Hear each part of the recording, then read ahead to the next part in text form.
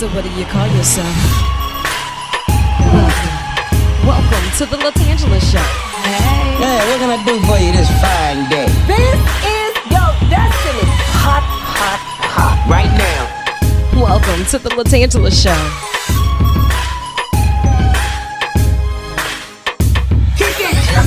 Come on in and enjoy yourself. Right now. We gon' party like no one else. Welcome to the LaTangela Show.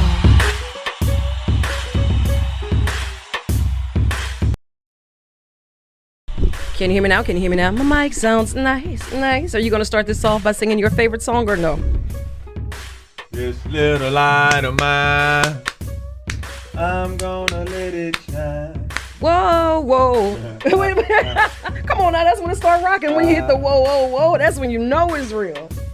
Now listen, today in the hot seat on the tan line, we have none other than the Tyrus Thomas. How are you? I'm doing well. How y'all doing? I ain't know we was on. She got me clowning. We don't waste time. We get to work because after the work, we got more work and more work. What, like what? I don't know. No. Take your time. We here. I don't know. I would have had to think. This little light of mine is going to be hard to follow and top though. Nah, you can't top that. Not in the morning. This is true. This is true. How's your coffee? Is it good? Do I need to get you a refill? It's cool. I'm finna put a little shameless plug. I like racetrack coffee. It's some of the best coffee that you could walk in and get immediately. Okay. I'm not gonna knock those people with the color that represent money. But nah, I like racetrack coffee. If y'all want to go in there, the machine that grinds the beans. And I got some hacks if y'all want to know how to get. I kind of do. When you say a hack, like what? Well, it's a process to how you make the coffee in the machine. Even though the machine is automatic, you can still manually control it to get a higher quality product. By adding extra things or taking more time? Is it a churn? What is it? I don't want to give away all my secrets. Come on, but we're here. We're listening. Because the machine, it grinds the beans every time, right? Yeah. So what you do when you hit the button and it grinds it, when it starts to fill the cup, if you watch it close, it's going to be a point from where it's just black, straight coffee, into where it start mixing the pre-measured amount of water for the size cup that you have. Okay. So if you just want straight coffee, like espresso, strong, what you do is you hit it and you let it run for a little bit, and then you cut it off. And then you hit it again, and it'll start a new grind. Okay. And every time you just put probably 2 ounces, which is equivalent to a shot of espresso. So yeah, that's the hack. I'm sorry. And that's how you make some of the world's strongest coffee, ladies and gentlemen, boys and girls. For $1.97. And you know what? To think that you would give it that much thought, I do. Listen. I like coffee. I love coffee. I love coffee. And I got hooked on coffee in Germany when I played over there. Okay, and I need to hear about that too. So proceed.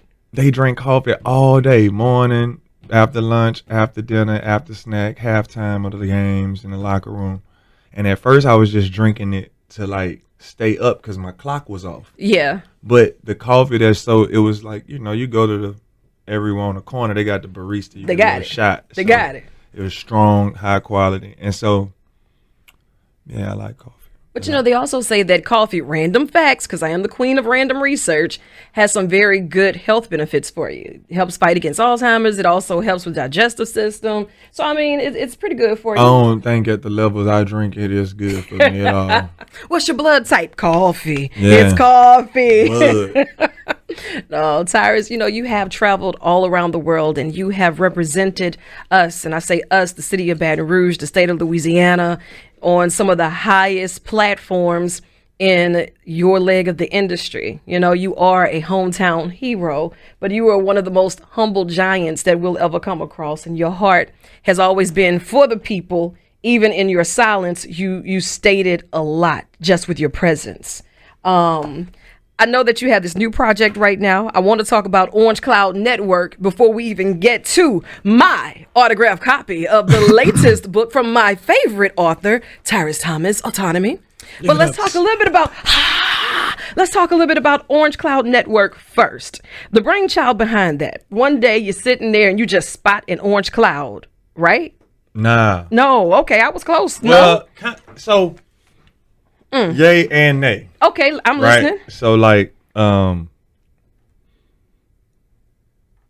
it's 2013. I got amnestied from Charlotte. I was going through a divorce. I found out I had to have spinal cord surgery. Oh, wait. You just unpacked a whole lot right there. Yeah, that was a lot. You know what I'm saying? Like, that's not something that you just kind of breeze through. Yeah, All of it is like it's life changing. Life changed. Though. Yeah, it So you does. just gotta, And so when I came back to Baton Rouge, I was staying in my grandpa's house in Maryland because I didn't want to be around nobody. So I was out the way. Yeah, peace and quiet. And every day I would go out to the back on the pond and just sit there. Every morning and every evening, like the sky was like this orangish, pinkish, purplish type. And it just brought me a type of peace and serenity that I started looking for. So then from there, I always just paid attention to the clouds, especially the sky, especially sunrise and sunset. Yeah. And not like for the sun itself, but just like that.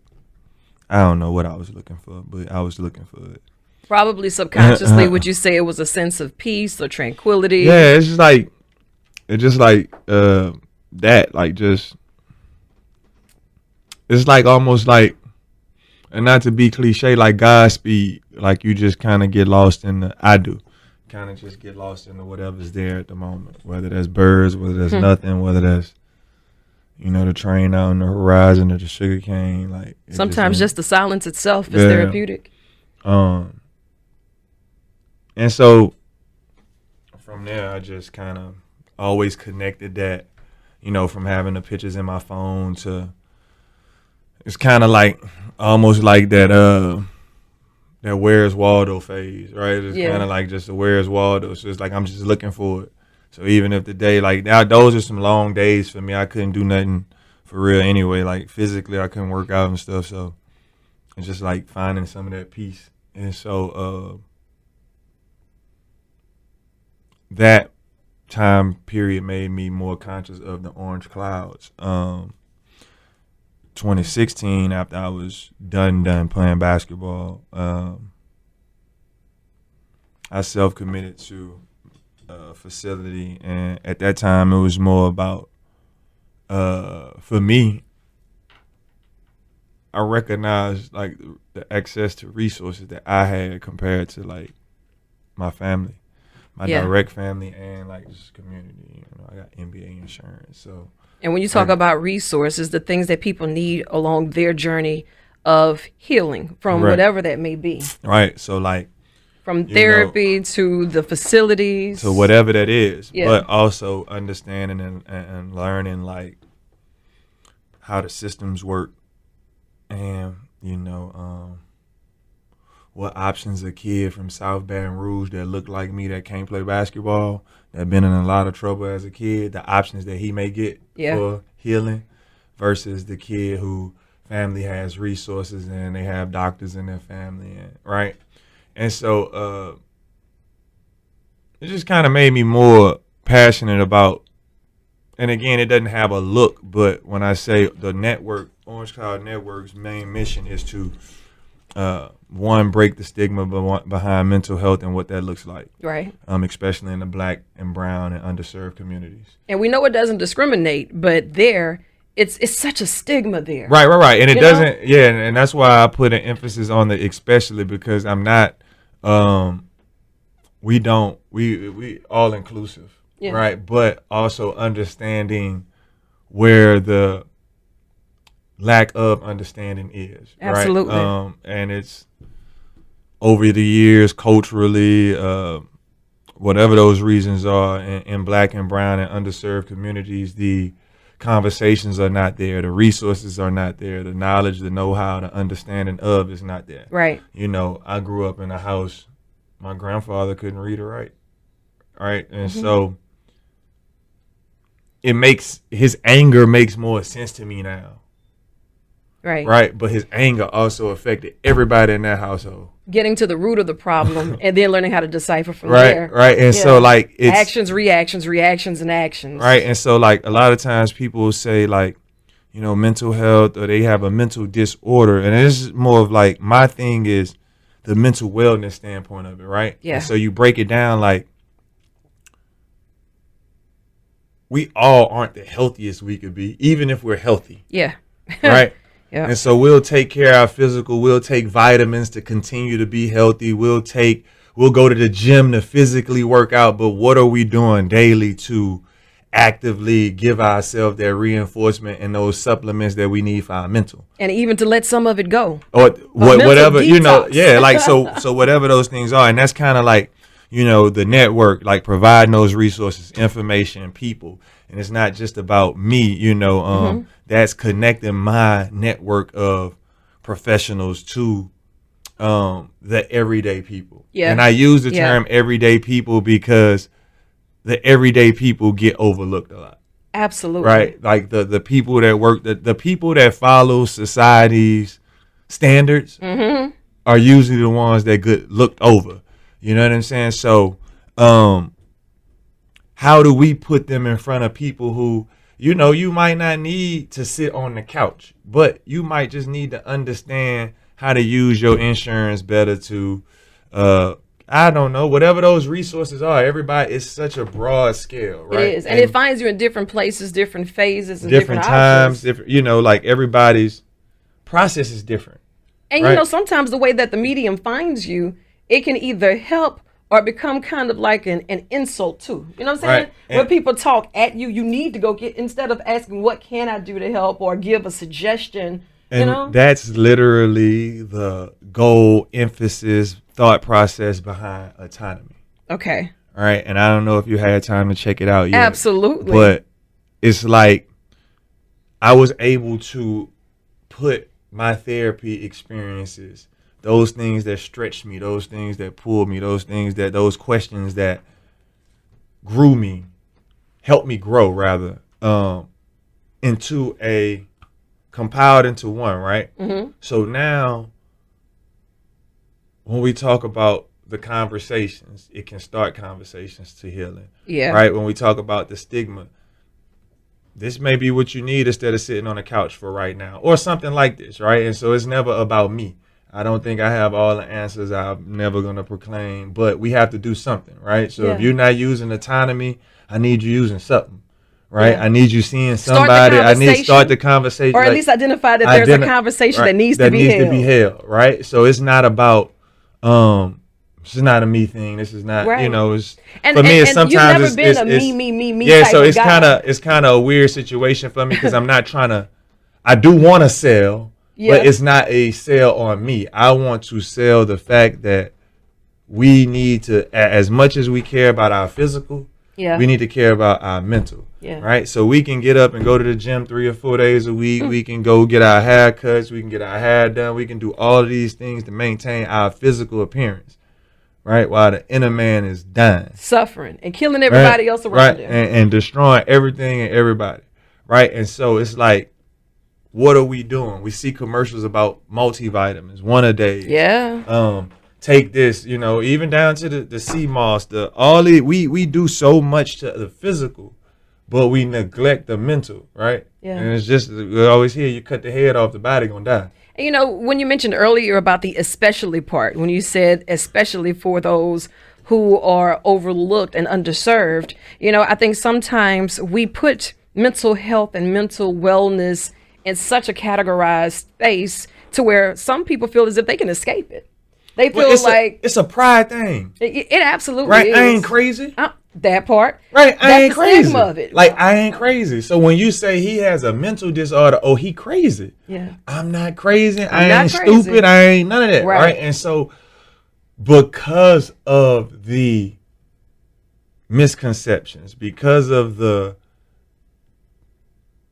age-old stereotypes of what mental wellness, mental health, mental disorders look like, what they are, that's something we run from. Yeah. Right? Like, we run from, especially black men. That's just another thing I got to overcome. I got all this facing me now. I'm crazy too. That too. You want to tell me I'm crazy? And then they hold that against you first. So now I'm and the worse. crazy, angry black man. Yeah. Right? And so it's like, But we have to understand that everybody is dealing with something. Everybody. Right? White, black, indifferent. And when we're able to, as black folk, we are dealing with so much. Right? Like we're dealing with so many deficits from the beginning. From generation. Like, so for example, I was talking to somebody the other day and I broke it down. My grandmother, we was riding South Baton Rouge, right? My grandmother was raised by her grandmother. Okay. In South Baton Rouge. My grandmother was born in Sorrento or Darrow. She gonna kill me. One of them. I think they. He was listening, Mama. He was listening. But she came to Baton Rouge to live with her grandmother, right? Her grandmama Goldie from Mississippi. But Mama Goldie raised my grandmother on Garfield Street. Mm-hmm. Right? My grandmother raised me. Mama Goldie died, I think I was 5, it was 91. So I think I was like 5 or 6, something like that. However. So the first 5 or 6 years of my life, I was in the house with Mama Goldie. I lived in the house with her, my grandmother's grandmother. Right? Mama Goldie's, they had to, like, it was some wild stuff. Like, they had to call DC to get a birth certificate when she died, to get a death certificate because she didn't have a birth certificate. Wow. And so they gave her a date of like, I think like 1911 or something like that. Just gave her one. But she always tell my grandmother and them about this flood that was in Mississippi. And according to the records there, that flood was in like 1904, 1905. So she had to be at least 5, to be able to remember that. Mm-hmm. So she probably was born in like 1900. Right. Right. My first few years of life was in the house with her. Yeah. She's direct. If she wasn't in some twisted way, she's direct.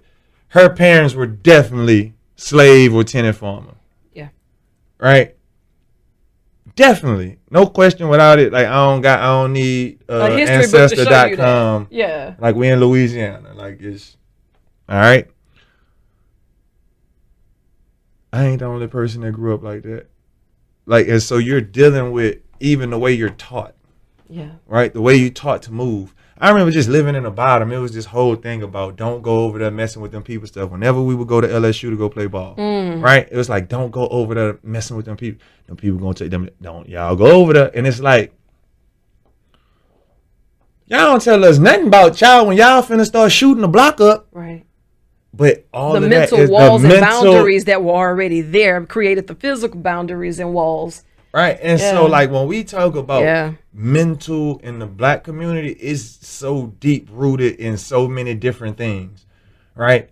Like, it's so many unwritten rules that we have that change the way we think. What happened in this house, stay in this house. Oh, absolutely. Right. That's why everybody in the house crazy from granny on down. Yeah. And then we're going to just manifest all this extra craziness and raise each other with that. And so it's like these are things that have, at one point, our way of survival have become the things that literally tear us apart. Yeah. Right. Like it's not like the last of the savages. Yeah. Like it's not last two. It's good to survive, but it's not really good ethics and a lifestyle, not ethics, but good way to thrive. Yeah. If that makes sense. It's like savagery. Like you said, like it's just straight savagery.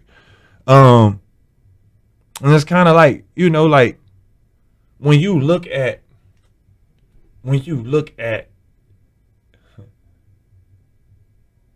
I laugh because they always, especially here right now, it's the crime. How can we stop crime? More police, man, all that shit sound good. Sounds good. That sound good. Police ain't increasing or decreasing crime, right? Crime is a direct effect of lack of resources, period. And that's across the board. You can't. That's white, black. We go to Livingston. Because even though it don't get reported on the news, they got Livingston on Livingston crime. Yeah, we can go to Livingston and I'll show you all the crime that happened on there and what you going to say about the color of those people, right? And so it's, but they also, there's big pockets in Livingston where they have lack of resources. Yeah.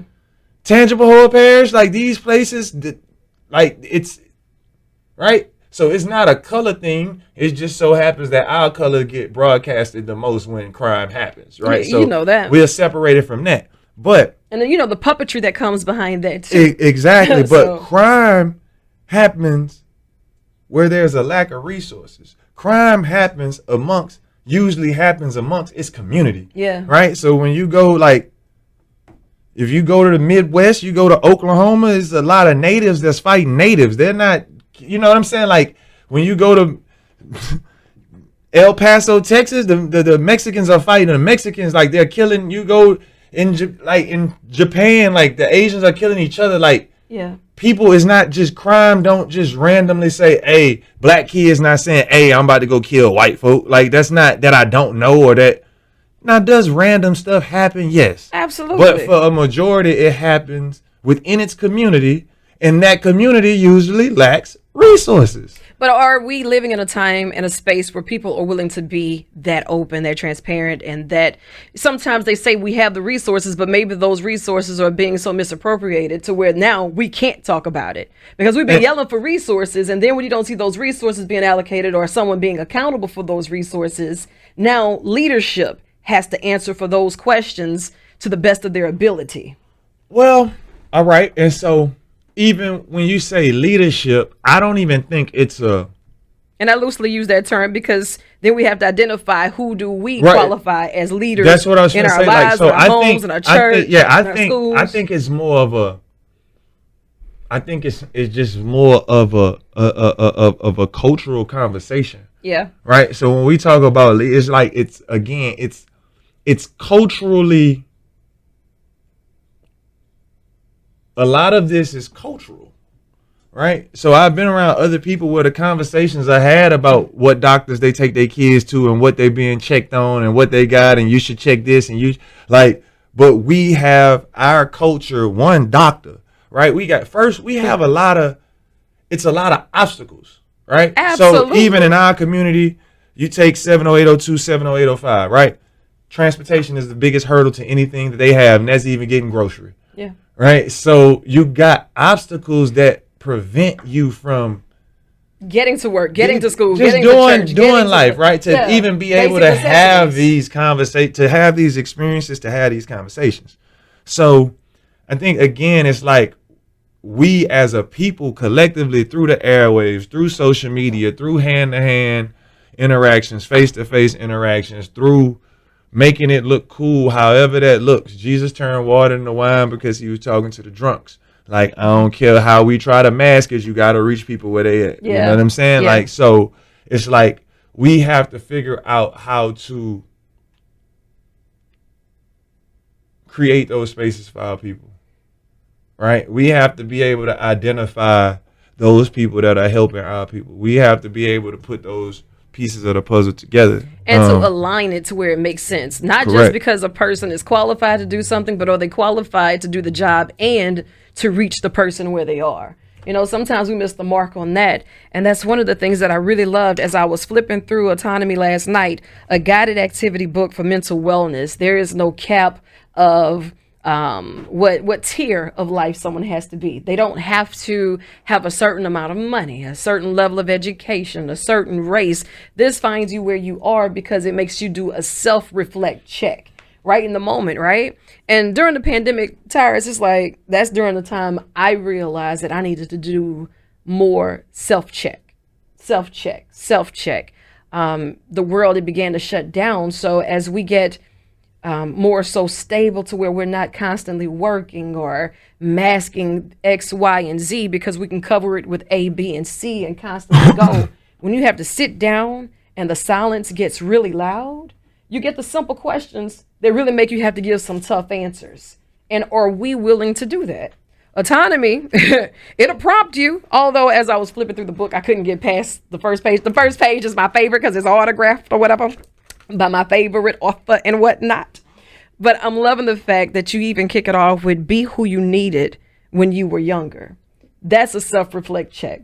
Sit there and think about the things that we may have desired when we were younger, that older brother, that older sister, a different type of love that should have come from, I don't know, a neighbor or a parent. What is it that you feel you missed in that moment? But when you start asking those type of questions, it's almost like you can peel off a scab and it reopens a wound. You start bleeding, and then sometimes you can't stop the bleeding. And I'm sitting here reading some of these questions, and I wanted to call you like, hey, Tyrus, look, I ain't never going back to page such and such. I ain't doing this one no more. Hey, man, listen. So I want us to do a self-check and just to see how this works. I just want to randomly flip. Can I randomly flip? Do your thing. All right, cool. Emotional check-in.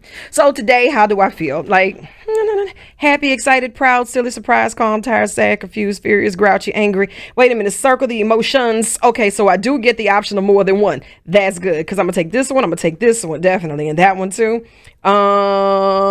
Yeah. Halfway here too. Yeah, it's like even that, right? Sometimes people don't understand that, man. You could feel a lot of ways at one time, and it's okay. And it's okay. You're not crazy because I'm happy about one thing, I'm upset about something else, I'm confused about this, and all of these things are happening at the same time. So guess what? It's only human to feel all of them at the same time. Right. But being aware and understanding what you feeling and why you feeling, that's the part that's gonna keep you alive. I love it. Right, that's the part that's gonna keep you from going off the cliff. It's the lack of understanding and knowing why, or thinking that you're not allowed to have more. or than thinking one. that you're not allowed to. Right. It's okay.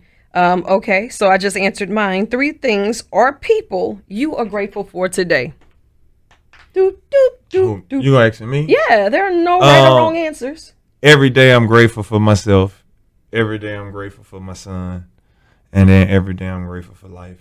I'm kind of weird. I be cheating now. That's not weird. That's not weird. I cheated. That's gonna be my 3 every day, pretty much. Oh, wait a minute now. No. It didn't say every day. It said today. Well, but that's my,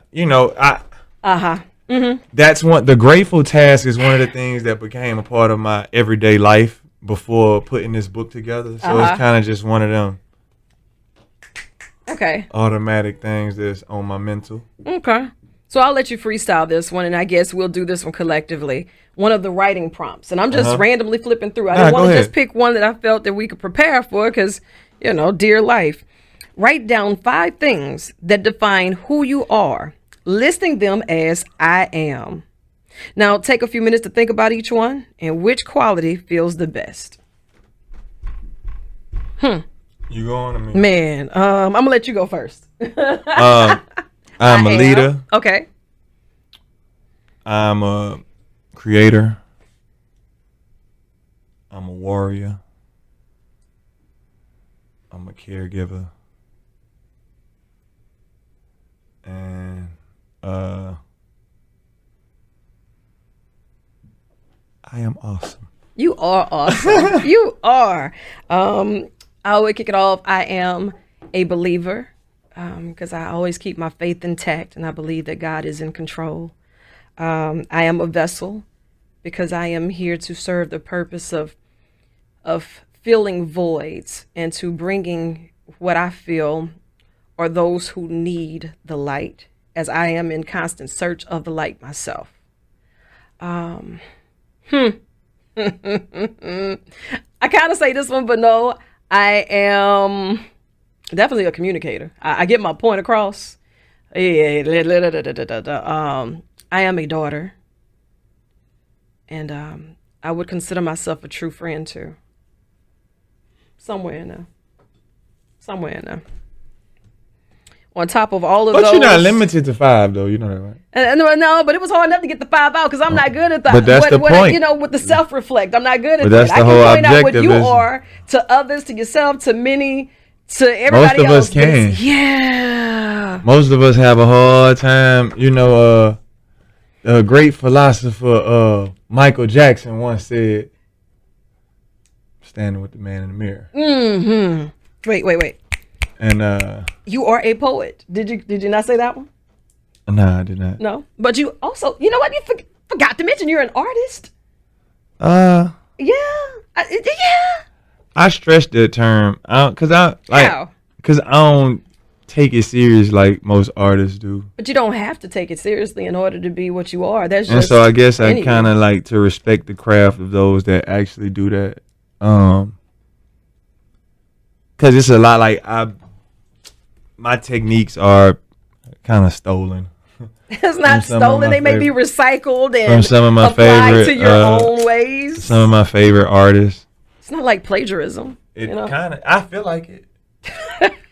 I feel Why? like Because they use the circle and you use the circle too?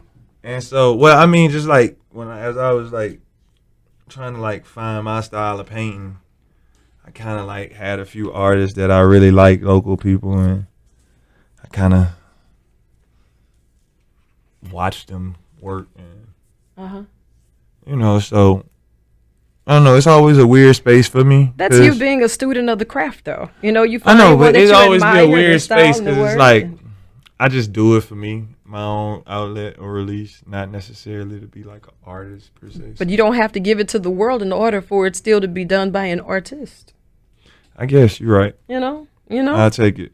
While you were writing this book, Autonomy, what was like one of the pivotal moments where you knew this was the project, a legacy piece that you needed to release? Man, I actually what's crazy is I started doing that in 2018. Yeah. I started working on that in 2018, and it then went through 4 or 5 different names, different formats. But the journal activity book, like the concept of it, like first I was calling it shift. It was like a shift in your life. Then I was calling it quarters because I was breaking it down like in quarters of your life. Right. But what happened, last school year, 21-22, I did a program at Glen Oaks High, and it was a social emotional learning program, and I had some stuff already for it, but it was also like a perfect time to test out Your think tank. the journal and the effectiveness of it. So I created them their version for class, and that was what they worked out of. And so the response that I got from the kids doing it, the teachers watching them, the guest speakers that were in the class, some of the parents, it was like, all right, the world needs this. Right. Like even when guest speakers or some of the people that were helping facilitate the program would participate in the writing, they'd be like, man, this is, like it forces you to think about things that not only kids, but adults as well. We just don't have the time to think about. And it also helps us understand, as guardians, parents, teachers, what the youth are even dealing with. Correct. Same question, different perspective, and different Correct. situations. And then you kind of see why, Bubba over here feeling the way he feeling and acting the way he feeling, and why the teacher, Layla don't understand it. Yeah, like even with inside the class, the kids received it so well because it was just about them. Like they didn't have to think of, but they didn't have to open a book. Yeah. Right. So for the first time, these 9th graders, for the first time since they've been in school, they get to answer something that's just strictly about them. They can't get it wrong. Yeah. Right. Like Yeah. They don't have to read they it get and to be analyze somebody honest. else's Like you get thought to. process. This is based on how you feel, right? And so you get to share your emotions, express yourself, and it also just gave me I just doing it within that class made me really realize how little time we are intentional about our mental. And being intentional is everything. Yeah. Because if you throw it by the wayside, eventually it'll throw you over the ledge, Correct. I really applaud you for your efforts with this. And I know that there are a lot of community stakeholders and those who are in position to be able to put this in front of people, put this in front of the children, to be able to even use it themselves to become better at life. Correct. Right? Correct. Good. And I know that with the Orange Cloud Network, you do so many other programs within that, connecting and resources. And I know for you, it's not about the sales of this book. I know that. But however, the sales of the book pour back into the other resources for all of the students and all of those who are benefiting from the labor of love. Correct. So it is important that the book tours happen. It is important that people go on the website and check it out, buy one for a friend, buy one for themselves, stocking stuffers, There you go. Extras, just because, and it's not about the me thing. You've always been the one to run from a camera. The conversation has never been about, I'm doing this because I feel like I want to be King Kong today. And that's why I always reference you as one of the most humble giants. It's not that you can't say how great you are. You know that you are great with the platform that God is holding you responsible for. And you utilize that properly and for the right channels. You know, so that's good that you always have kept that in perspective and that you're continuously working and encouraging others to do the same. So I want anyone who can to purchase their book, to gift a book, orangecloud.network, make it happen. Orangecloud.network. That's the one. And you know, this is an extension of your office. We got your Wi-Fi connected. We got your coffee machine. It may not be as good as your racetrack, but you know, we got some coffee hacks of our own. And Hey, I mean, I'm just saying. I'm just that's just some good saying. coffee they got back there too. Yeah, you told me about one, and I couldn't think of the name of it because I I wanted ain't to. about to give them no plug right now. No. I'll get it later, so that way I can make sure I have it for you when you get back. Bet. So that means you're coming back. Yeah. I bet. Look, we got more work to do. So you chase the sun or let the sun chase you. But either way, get after it. I love you, and there's absolutely nothing you can do about it.